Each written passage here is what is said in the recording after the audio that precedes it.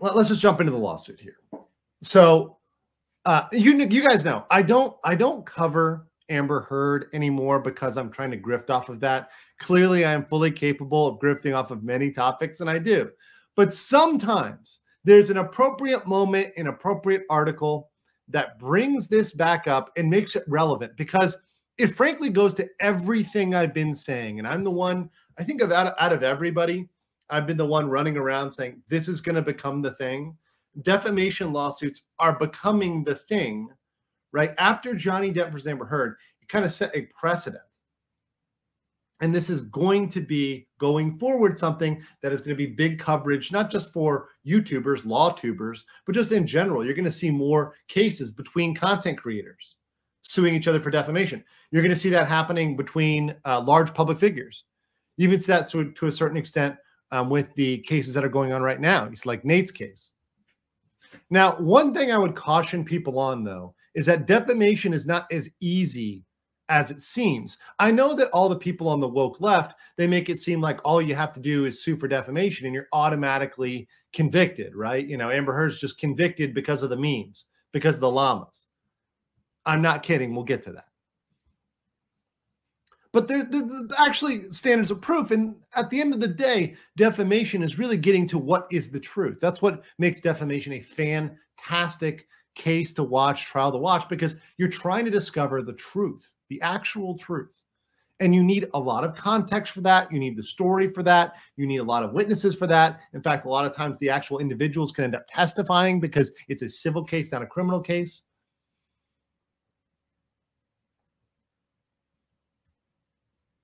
So defamation is certainly going to grow. And what you see is immediately, whenever one side takes the L, they immediately and screech and say it's all horrible, it's all problematic, it's all this, it's all that, the courts are biased, they're sexist, they're this.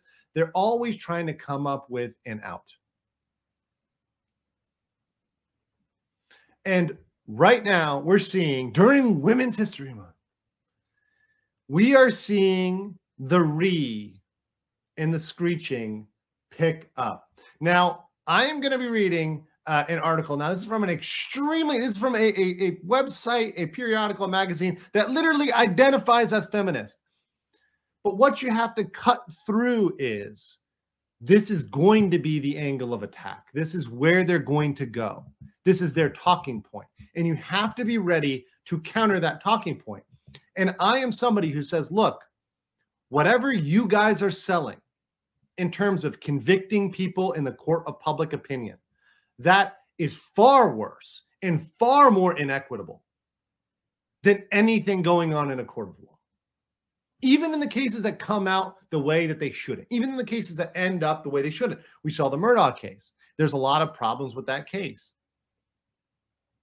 It's still better than convicting the man in the court of public opinion, even in the flawed system, because you're granted an appeal. You have the right to challenge it all the way up the line. And you've at least got a process, even if that process is many times ignored. But yes, this is the Miss Magazine article. Zach called it.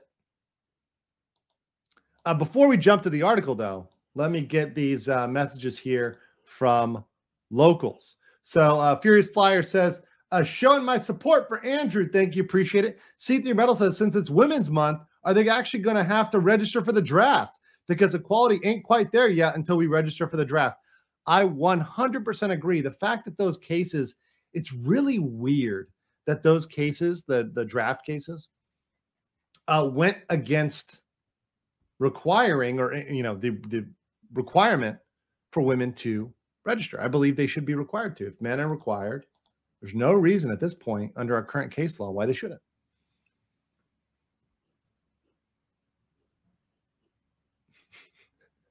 Send them to Ukraine.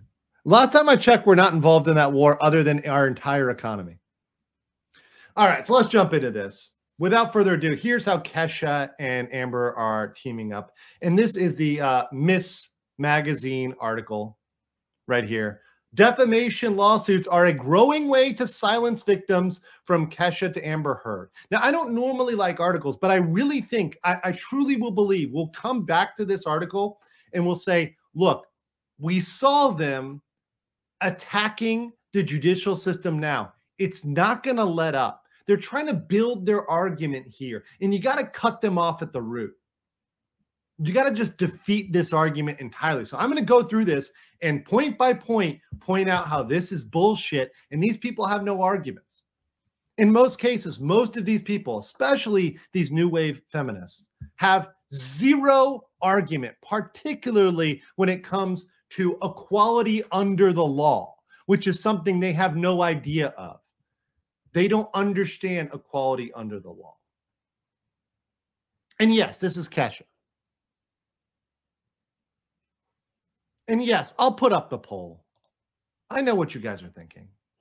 I'll put up the poll. I'll put the $sign in there too. I forgot the $sign. Okay, the poll is up. Kesha's poll is up.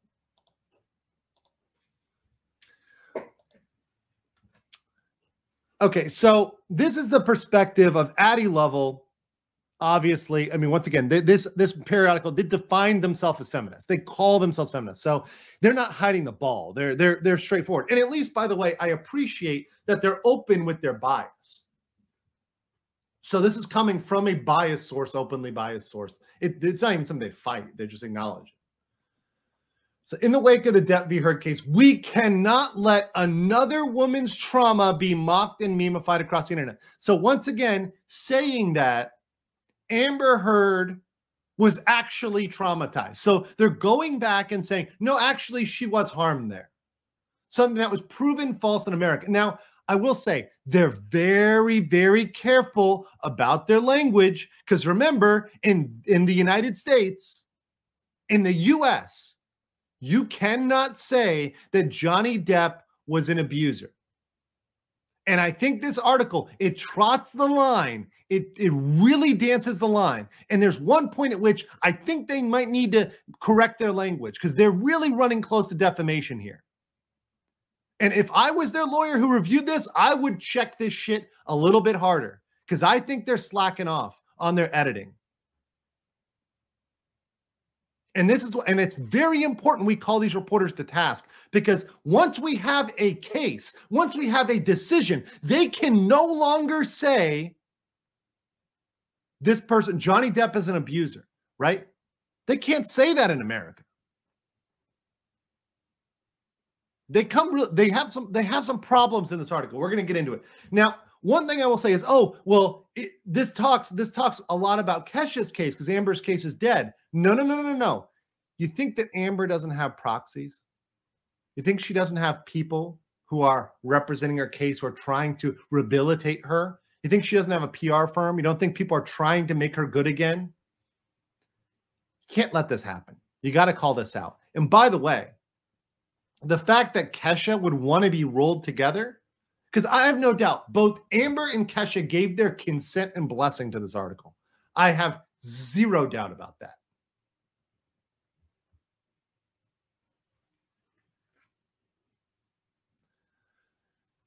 So they knew beforehand what was going to happen here. Let's get into this. So in October 2014, let me zoom in here. Oh, by the way, let me check the poll results.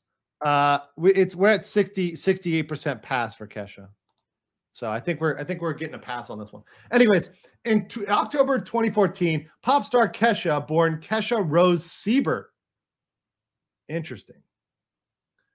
Publicly alleged sexual, physical, and emotional abuse at the hands of her manager, Lucas Gottwald, aka Dr. Luke. Gottwald, a major music producer, has denied the allegations and responded with his own defamation lawsuits against Kesha. Almost 10 years later, the defamation case will finally be going to trial, currently scheduled for July 26, 2023. So this year, we're going to get it. Oh, you don't know Kesha?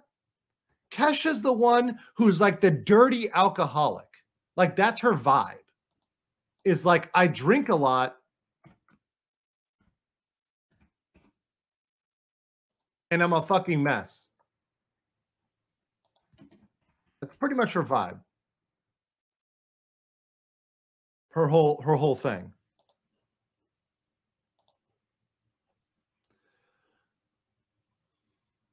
Yeah, she made the claim 10 years ago. Dapper Dave sent a super chat and he wants me to add, as he said here, add false claims of DV to my super chat. Okay, so I'm going to add that. So let me read his super chat here. It says, I know that liberal states, even conservative states, are unwilling to charge a woman for false grape SA allegations. Can a federal charge be created? It could be created. But once again, we don't have that. Right now, we definitely do not have that. Could it be? Sure. It could be created. The federal government has pulled so much power out of its ass, out of nowhere, from the thin air. Think of the Commerce Clause. Their ability to regulate interstate commerce is based on a ridiculous notion. Wickard versus Thilburn. Horrible, horrible case. They can certainly come up with a way to regulate false allegations. The problem is they don't want to. And I'll say this, and you guys know, I'm probably the only one saying this. There's these enablers on both sides, and the enablers are conservatives and liberals. They're both. There are both conservative and liberal enablers of this behavior. This bad behavior has been enabled by both.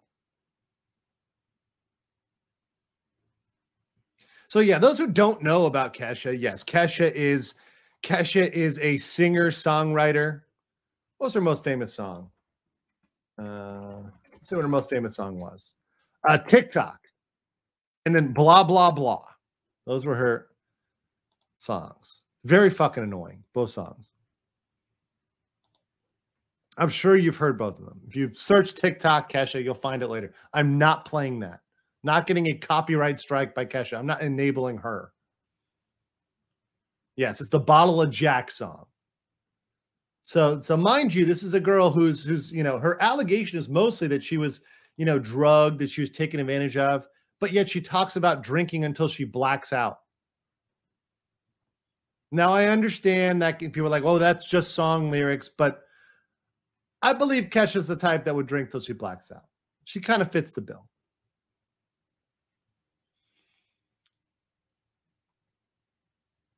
And yeah, there is a generational thing. I see people saying, hey, boomers are responsible for that. That's part of it, right? Because there's older views of women and there's how they are today. And how they are today is not like the 1960s, 1950s. But I don't think, boomers may be partially to blame, but there's a lot. At this point, it's baked into the system in many ways. So these allegations are from back in 2014. And by the way, when they say publicly alleged, she didn't file criminal charges. And we're going to continue. Well, actually, we'll see what she did, right? We'll see what happened with her court case, because the court case, it got thrown out eventually. So back and forth. 4 years-long nature of conflict echoes another high-profile defamation case. So saying there's a mirror between these two. This is the Amber Heard and Kesha link. So this author put Kesha and Amber together. And to be honest, this is where they're going to go. This is the new normal. Kesha, Amber together, it's a new normal. Because they're going to paint her as the first victim. Remember, this is a victim mindset. You have to think how these people think. They're going to say, okay, Amber was the first victim of defamation. And as these women lose defamation cases, because they are prepared to take massive losses, because defamation cases get to the truth. And guess what? I'm going to quote it. They can't handle the truth. These hoes cannot handle the truth. Saying it right now. They can't handle it. They know that when it comes out that they are lying, they will be ruined. And the last thing they can be is exposed for their lies. And defamation is one of the few things, like the limited places in the entire world where we can actually get down to the truth and there's some standard of evidence. They are terrified of this. And yes, this was, by the way, people say this article is written by a feminist. No, they openly identify as a feminist. But we see it through there, and we have to read into it instead of getting angry, which is fine. We'll get angry together about this. We'll expose the bullshit, but we have to see where they're coming. This is how Amber Heard and Kesha and everybody else, they're all in this fight together against defamation. They're trying to destroy the law. The law itself is under attack by the likes of Amber Heard, by the likes of Kesha, and all those that will follow when they're exposed for their lies. And now,